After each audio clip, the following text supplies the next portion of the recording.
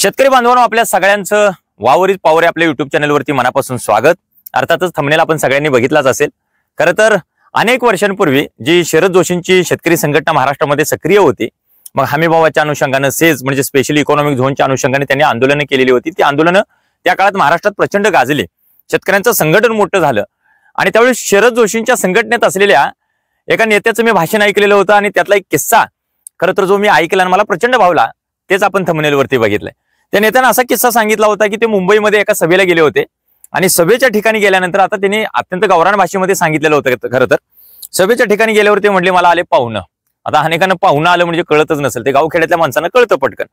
तर ते पाहुणं आलं म्हणून आता गावाकडची सवय ते म्हणले वाड्या वगळीला जायचं, पण तिथं काही वगळीचा विषय नव्हता। मग मला म्हटले एका कार्यकर्त्याने शौचालय दाखवले, त्या शौचालयाच्या ठिकाणी गेलो। शौचालयातनं ज्यावेळी बाहेर आलो त्यावेळी स्टूलवरती एक माणूस बसलेला होता आणि तो म्हटला की साहेब तुमचे 10 रुपये झाले। अरे ते म्हटले सगळं माझं आणि तुला 10 रुपये कशाचे द्यायचे?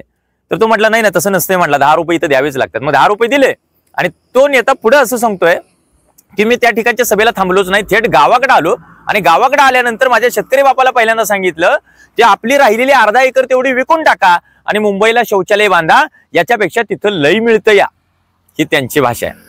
आता ते ऐकलं, लोक हसली, सभा गाजली, सगळं झालं, पण त्यांनी सांगितलेलं जे दुःख नाही शेतकऱ्याचं ते खरं हे दुःख नाही की त्या ठिकाणी 10 रुपये घेऊन बाहेर त्या शौचालयाच्या बाहेर बसलेला माणूस कधीच तोट्यात नाही, ते शौचालय तोट्यात नाही, पण शेती कधी तोट्यात कधी फायद्यात, म्हणजे बराच काळ तोट्यात कधीतरी फायद्यात, असे गणित आपल्याला बघायला मिळते।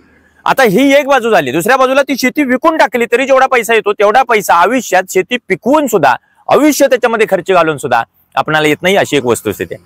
आता हे दुःख न झालं, पण काल परवा मी एक व्हिडिओ केला की शेतीपती नव्हे उद्योगपती बना वगैरे असं, आणि त्या लेखकाचं मी सांगितलं।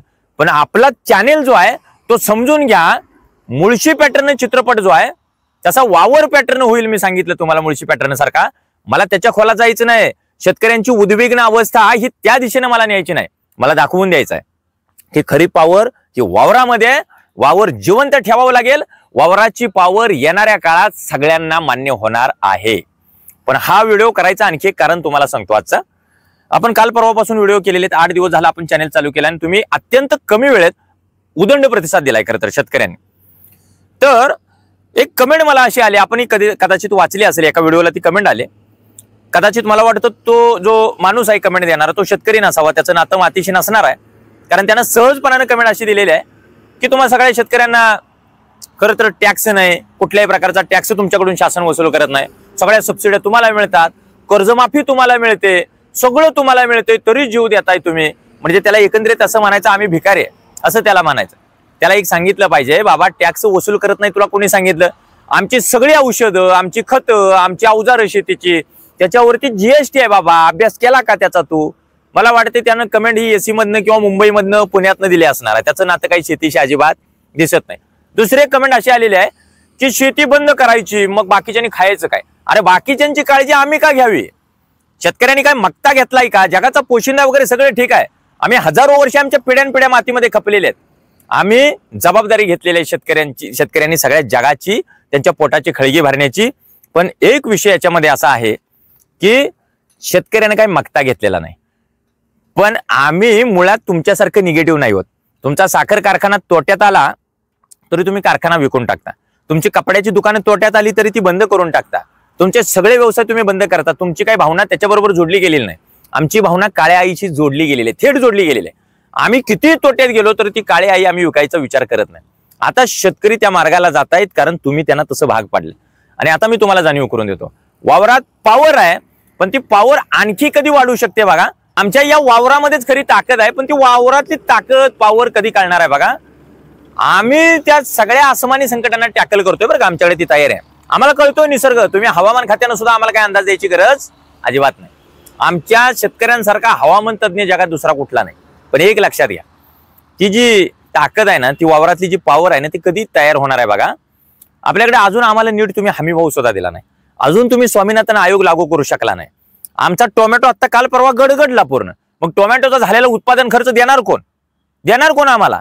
कुणी देत नाही। आमच्या पिकांचं झालेलं नुकसान भरपाई मिळते का? त्याचा पंचनामा करून नेला जातो शासन दरबारी, त्याचा किती जणांना नुकसान भरपाई मिळालेले बघा आतापर्यंत? मिळत नाही। आमच्या मालावला मिळणाऱ्या सबसिडी किती आहेत? त्या सबसिडी जमा तरी होतात का आम्हाला, ही गोष्ट. आणि सगळ्यात महत्वाची गोष्ट सांगतो, डीसीसी बँका कुणासाठी येतो, जिल्हा मध्यवर्ती बँका कुणासाठी, शेतकऱ्यांची बँक सांगितली जाते.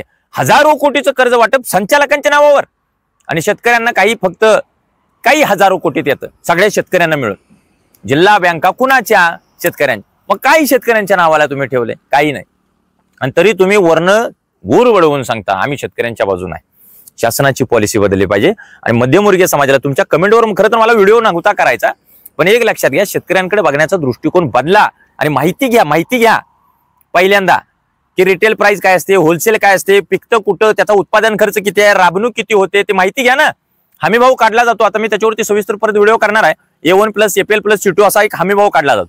A1 म्हणजे त्या शेतीमध्ये एकूण झालेला खर्च, APL म्हणजे फॅमिली लेबर, त्या घरातली मजूर किती राबले ते, आणि C2 म्हणजे त्याच्या शेतापासून मार्केटपर्यंतचा वाहतुकीचा जो खर्च आहे असं, आणि त्याच्यामध्ये नफा मिक्स करून मग हमी भाव काढला जातो. तो हमी भाव अजून आला नाही. स्वामीनाथन आयोग सांगतो उत्पादनाच्या 1.5 पट इतका हमी भाव मिळाला पाहिजे. 1.5 पट जाऊ द्या, हमी भावच नाही मिळत, अर्धा टक्का सुद्धा नाही. तर तो आमच्याकडे जर तुम्ही देत नसाल, आमच्या मालाचं दर ठरवायचं सगळं अधिकार तुमच्याकडे APMCच्या ताब्यात, साबण उत्पादक त्याचा दर ठरवणार, गुळ उत्पादक त्याचा दर ठरवणार, चप्पल निर्माण करणारा त्याचा दर ठरवणार, कपड्याचं उत्पादक त्याचा दर ठरवणार, सगळे जगाच्या पाठीवरचे दर ठरवणार, मोबाईल प्रोडक्शन करणारा त्याचा दर ठरवणार, आणि आम्ही मात्र आमच्या शेतात पिकलेल्या मालाचा दर ठरवू शकत नाही. इतकी भयानक अवस्था का? या गोष्टीचा मला वाटतं बारकाईने आणि गांभीर्याने विचार करण्याची गरज आहे. त्यामुळं त्या कमेंटकडे मी खरं तर दुर्लक्ष करणार होतो, आणि मी मुळात कमेंट मनावरच घेत नाही. ती निगेटिव्ह कमेंट अपेक्षित होती, पण एक लक्षात घ्या, शेतकऱ्यांकडे बघण्याचा दृष्टिकोन बदला. आणि शेतीच्या अनुषंगाने मी त्याच्यावरती एक व्हिडिओ केलेला पाठीमागं, का जीव देता तुम्ही म्हणताय ना, एवढं तुम्हाला मिळतं तुम्ही का जीव देताय म्हणताय ना. तुम्हीच एका बाजूला म्हणताय ह्या जगाचा पोशिंदा आहे, ते जीव देत नाहीत. जगाच्या पाठीवर झालेल्या सगळ्या आत्महत्या, विद्यार्थ्यानं परीक्षेत नापास होण्याच्या भीतीने केलेली आत्महत्या किंवा नापास झाल्यानंतर केलेली आत्महत्या पळपुटेपणा आहे. प्रेयसीने नकार दिला म्हणून आत्महत्या करणारा प्रियकर हा पळपुटाचा आहे. पण एक लक्षात घ्या, शेतकऱ्याने केलेली आत्महत्या हा पळपुटेपणा नाही. तुमच्या जगाची सगळ्यांची पोटं भरता भरता तो शहीद झालाय. त्याचं शहीदत्व, त्याचा हौतात्म्य मान्य करायला पाहिजे तुम्हाला. आता हे सगळं झालं, पण माझ्या शेतकरी बांधवांना विनंती आहे, हे जगाच्या पाठीवर काही होत असलं तर येणारा काळ हा वावराचा आहे. वावरामध्येच पावर आहे. वावरामध्ये ठामपणाने आपल्याला पाय रोवून उभा राहायचा आहे. वावराची पावर माझ्या छत्रपती शिवाजी महाराजांना कळली, वावराची पावर महात्मा फुलेंना कळली, पंजाबराव देशमुखांना कळली, वावराची पावर तुमच्या माझ्या आज्या पंजाला कळली. ती वावराची पावर जर जिवंत ठेवायची असेल तर येणाऱ्या काळामध्ये वावरामध्ये आपल्याला पाय रोवून उभा राहावं लागेल. आणि वावराची, काळ्या मातीची, काळ्या आईची ती पावर आपल्या हृदयामध्ये जर जिवंत ठेवायची असेल तर अशा सगळ्या संकटांना टॅकल करण्याची तयारी पाहिजे. मग ते आसमानी असेल, सुलतानी असेल, कुठल्याही प्रकारचं, फक्त एक मार्केट गडगडतंय तर तिथं आपण एकजूट होण्याची गरज आहे. वावर इज पॉवर हे येणाऱ्या काळात आपण प्रत्येकाला दाखवून देऊया. खरं तर या कमेंटवर व्हिडिओ मी करणार नव्हतो, मला गरज वाटली, त्याची कमेंट प्रातिनिधिक वाटली. कदाचित अनेक मध्यमवर्गीय लोकांची ही मानसिकता आहे, हीच शेतकऱ्यांकडे बघण्याची भावना आहे, आणि त्याच्यामुळे हा व्हिडिओ मला करावा वाटला. अजूनही आमच्या वावर इज पॉवर या युट्यूब चॅनलला जर आपण सबस्क्राईब केलं नसेल तर अवश्य सबस्क्राईब करा. व्हिडिओ आवडला असल्यास आपण लाईक करा. आपली काही मत असेल तर निश्चितपणाने आम्हाला कमेंट थ्रू कळवायला विसरू नका. आपल्या कुठल्याही प्रश्नाचं उत्तर याच्यावरती दिलं जाईल, आणि अजून आम्ही कुठल्या प्रकारची व्हिडिओ, कुठल्या विषयांची व्हिडिओ याच्यावरती केले पाहिजेत हे निश्चितपणाने आम्हाला कमेंट थ्रू कळवायला विसरू नका. धन्यवाद.